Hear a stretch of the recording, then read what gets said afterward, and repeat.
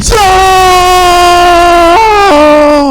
YouTube, what is good? It's your boy NOT, and we are here with a video today coming from Flight Mike. Now, last night's been crazy, bro. This video is talking about NBA Draft's biggest winners and losers of the NBA Draft right here, man. So, first things first, I want to address this Chris Paul Golden State Warriors trade, man. This is absolutely insane. I spent the large part of yesterday, like, man, if I would have been back here to, like, I haven't been in the mood lately. You know, your boy's going through it, personal life, so I haven't been in the mood to make a video, man. But when I heard that happened, bro, I knew I was gonna rant. So with that being said, what are the Warriors doing? You put Chris Paul on the same team with Steph Curry and the Golden State. You traded Jordan Poole. You traded a 24-year-old Jordan Poole for a 30,000-year-old Chris Paul. This is crazy, bro. This is absolutely crazy. Out of all the teams, I never would have thought that Chris Paul would be joining the freaking Golden State Warriors. What the fuck? What the fuck? What is going on? What is going on, man? This offseason already has just been completely fishy. Everything about this has been fishy. Especially coming from the side of the Suns. Like, everything the Suns have been doing has been weird. Just weird. I don't know what to think right now. I'm lost for words. I'm pissed off because I like the Warriors and I don't like Chris Paul. And I think I'll cheer on the Warriors and then I'll just completely I'll ignore Chris Paul. I won't even mention his name when the NBA season starts up. When I see him and I see the Warriors highlights, I'm not gonna mention his name. I'm not. But why? If you get Chris Paul, I don't think NBA teams have realized this yet, but if you get Chris Paul, you're not gonna win. He has like voodoo on him or something. If you get Chris Paul, you're not gonna win. So why would the Warriors get Chris Paul? Knowing that this dude doesn't win. He has the greatest opportunities and still chokes up. Somehow, some way. Bro, some people are just not meant to win. And putting them on a winning team like the Golden State Warriors will fuck up the winning team like the Golden State Warriors. This is crazy. I don't know what to think right now. I don't even know how this is gonna go. So what? They're gonna have Chris Paul, what? He's gonna play point guard, have Curry at shooting guard, and have Klay at small forward? Or like have him run backup for Curry, or run like the second string team? Like, how's it gonna go? I know at the same time this kind of does help Steph Curry in a way, because this gives him rest, because at the same time Steph Curry is up there too. It gives Steph Curry rest out there. You know, it gives him a break. But still, like, why did it have to be Chris Paul? Out of everybody, like, why did it have to be Chris Paul? But yeah, man, we're here with this video. It's 12 minutes long. Enough talking. Let's get in and let's see who are the biggest winners and losers of the NBA Draft. Mic check 1 2 1 2. What's going on, everybody? We gotta open up the biggest Flight might do look Chris in that suit, though. 2023 NBA Draft with the obvious biggest winner here. I mean, I guess you could say biggest winners, because the first biggest winner would have to be the San Antonio Spurs, who won the NBA Draft lottery to have the opportunity to select Victor Wembanyama. But this is also a very mutually beneficial relationship. I mean, Victor Wembanyama is a huge winner in this particular instance as well, because the San Antonio Spurs are the perfect place for him to go to develop as a basketball player and hopefully be the next great NBA player in this game's history. Now, I know there's a lot of expectations on Wemby. I've always said that a huge variable in any basketball player's success is the culture that he gets drafted to and the situation that he's placed within. If the Charlotte Hornets got the #1 overall pick, then Victor Wembanyama may have been more of a second option, or would have had to figure out how to make things work with LaMelo Ball. You think so? If he got selected by the Portland Trailblazers, there would be pressure to compete for a playoff spot almost immediately. And although we can all romanticize about Tim Duncan's rookie season, where Tim Duncan was able to form a twin towers with David Robinson and lead the San Antonio Spurs to a NBA championship, I don't necessarily think that that's the direction that Wembanyama's career is going to go. The Spurs actually have a nice young core to build around Victor Wembanyama so far, with Devin Vassell Vassell, Keldon Johnson, Jeremy Sohan. Zach Collins is very versatile and could slide in next to Wemby. I feel But like they if there's need a coach point that could guard. Develop Victor Wembanyama to his fullest potential, it would be Greg Popovich, who developed. Why do I feel like every team nowadays needs a point guard? Like, I feel like we don't have enough floor generals. We have point guards that are just scorers. We don't have like floor generals like that. Like, and I can't believe I'm saying this, like somebody like a Chris Paul. We don't have that anymore. God dang, why did I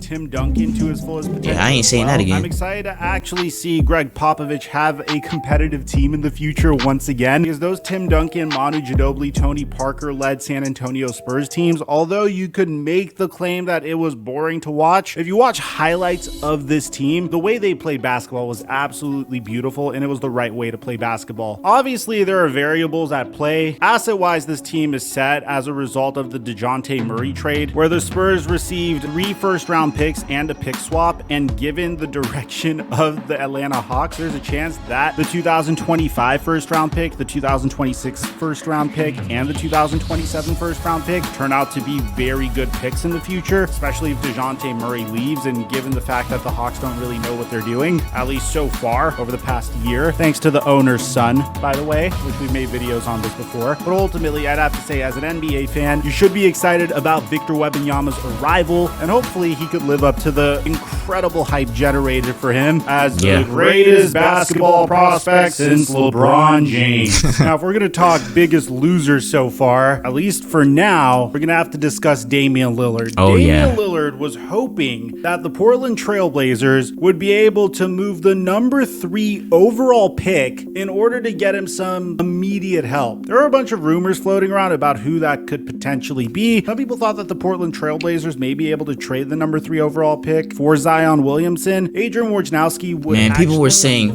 bro, and what pissed me off was he wasn't even the number 1 option. You want to know what people were really saying? People were really saying to trade Paul George to the Portland Trailblazers. And then now they're over here talking about the Knicks could potentially get Paul George. Like, what in the fuck is going on? What in the fuck is going on? Like, truly, if the Clippers let go of Paul George, before they let go of Kawhi Leonard, I'm no longer a Clippers fan. I will go just like they just let Paul George go. They gonna lose a fan too. Just like they just lost a star player. I ain't playing those games, bro. Y'all finna, woo boy, this offseason finna be a roller coaster ride. I tell you that.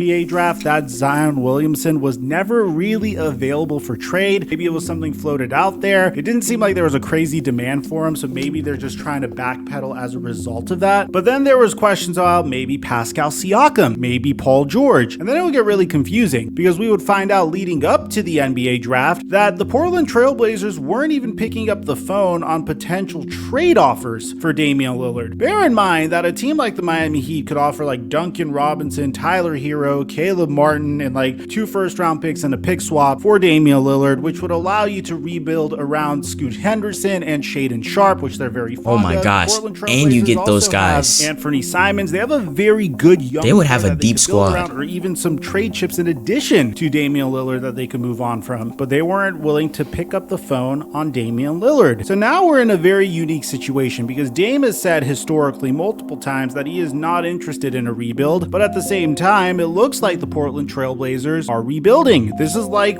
2 years ago when they said, hey, we're contending and we're competing, but at the same time, we're going to go ahead and trade away Norman Powell and Robert Covington to the Los Angeles Clippers for, Thank you for that. Scraps that are way past their prime. I mean, no, seriously, revisit that trade. It was truly a horrific trade. But if Damian Lillard's also a loser, you could also make an argument that currently, despite Damian Lillard and Scoot Henderson being in contact with one another, Scoot Henderson's a little bit of a loser. Not because he's in a bad situation with Portland, because he still doesn't have clarity about his future. He's essentially in the same situation that Andrew Wiggins was in when Andrew Wiggins was selected with the number 1 overall pick in the 2014 NBA draft. Back then, Andrew Wiggins was considered to be the greatest basketball prospect since LeBron James. I don't Really? think you guys understand. They do this like He was? literally once every like 3 or 4 years. If the Portland Trailblazers trade Damian Lillard and build around Scoot Henderson, then I'd say he's a huge winner. He's a loser because he doesn't necessarily know what his future is like. But on the other hand, I'd say Damian Lillard's a huge loser because, well, the Portland Trailblazers weren't able to move that pick for additional help, which probably makes him the biggest loser of all. At least for now. For all you know, this could result in Dame getting traded to a contender. And in that case, I think he could be the biggest winner on this list, primarily because you would be contending despite getting paid $60 million a year annually once your Supermax contract extension kicks in. A very underrated winner, this is a little controversial, is none other than the Dallas Mavericks and Luka Doncic. While we were doing our draft live stream, a lot of people were upset about this particular pick. A lot of people were saying, Mike, why on earth would the Dallas Mavericks trade back 2 picks and give up Davis Bertans? Well, in this particular instance, as a result of the Dallas Mavericks moving back 2 additional picks, they were able to dump Davis Bertans' contract, which results in them freeing up $22 million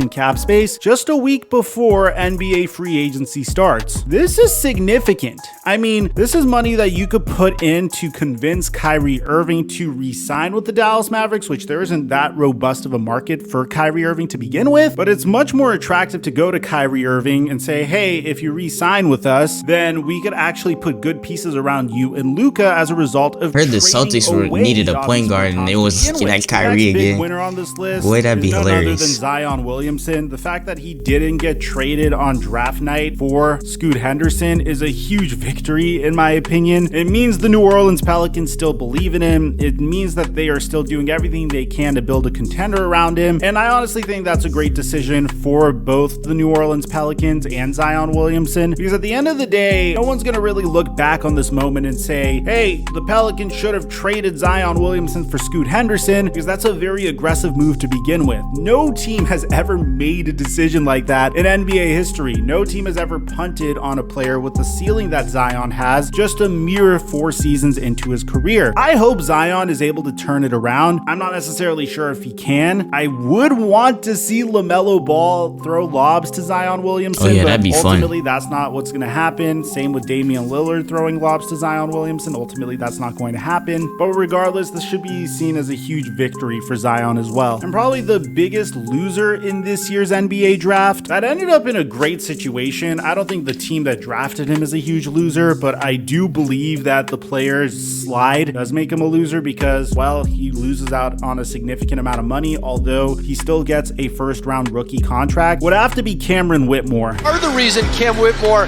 has dropped, poor workouts, some not great interviews with teams, have not been as strong. There was a sense he would drop tonight. Take wherever he's taken, he's become a steal right now. Going into this NBA draft, Cameron Whitmore was seen as a surefire lottery pick, maybe even a top 10 pick potentially. Unfortunately, during the pre-draft process, he wasn't that lucky, which ultimately resulted in him sliding out of the lottery completely and into the laps of the Houston Rockets with the 20th pick in the NBA draft. Now, I personally think that the Houston Rockets had a fantastic NBA draft. Anytime a prospect like Cam Whitmore, they got so many young players. with the 20th overall pick, you have to jump on a prospect like that. I consider the Rockets to be a huge winner in this instance. I do love the pick of Amen Thompson, number 4 overall. I don't necessarily know what this means for Kevin Porter Jr., but I do believe that Amen Thompson could be a fantastic fit next to Jalen Green. I feel like Ime Udoka is the right coach for the job, and I think Cam Whitmore at the number 20 overall pick is a great value, so I have to admit that one of the bigger winners in this NBA draft has to be the Houston Rockets. And finally, my final loser in this NBA draft is gonna have to be Brandon Miller temporarily. Not Why? from an on-court perspective, I just hated the reaction fans had to this pick. I thought Brandon Miller was the right pick of the number 2 overall pick. I didn't think a Scoot Henderson and LaMelo Ball backcourt was very promising. I felt like LaMelo Ball, He's a perfect next fit to a for player LaMelo. like Brandon Miller, who had a significant amount of upside, by the way, as well, who has great two-way potential, although he could be inconsistent at times, who quite literally is modeling his game after Paul George, who even even said that Paul George is better than Michael Jordan. I think this was the right pick, and I do think that Brandon I'm not gonna lie. did a great I like job Paul George, but charming that was Michael Jordan by outlandish. trash talking him right before he got selected. All in all, I think the Charlotte Hornets made the right pick. I didn't like the reaction from Hornets fans. But that's going to be all forgotten once Brandon Miller hits the court. And those are my biggest winners and losers of this year's NBA Nah, he got draft. that pressure on him too. Anyone at all whatsoever, let me know in the comment section down below. Aside from that, I'm your boy Mike, and I'm dropping our mic until our next upload. Yo, this offseason is gonna be crazy, bro. This offseason is gonna be insane. Oh, man. But yeah, man, I don't know, man. This season is gonna be very interesting, I tell you that. This is gonna be a very interesting season. The last couple seasons haven't been as interesting, but I feel like this next season, the league is gonna be getting back to that point where, everywhere you look, there's a superstar somewhere. There's a star, an all-star somewhere. So I feel like this draft has a lot of potential. I feel like everybody in this draft has potential. We'll just see, man. We'll see what happens this offseason with more trades. Once again, mark my words, if the Clippers trade Paul George before they trade Kawhi Leonard, I am no longer going to be a Clipper fan. I don't even know if at this point I'm a Warriors fan, because they just traded Mr. Baby, let me give it to you. I give it to you. You know what? I want for CP0. So yeah, man, I don't know. We'll have to see. But yeah, man, that's gonna go ahead and conclude today's video, man. Make sure you guys like, comment, subscribe, turn on those post notifications. Trying to get to our goal of 1,000 eventually, sometime soon. And yeah, man, it's been your boy NOT signing off, man. Peace. Stay up, stay healthy, stay away from people who are sick. And let's move strong, man. Let's move strong.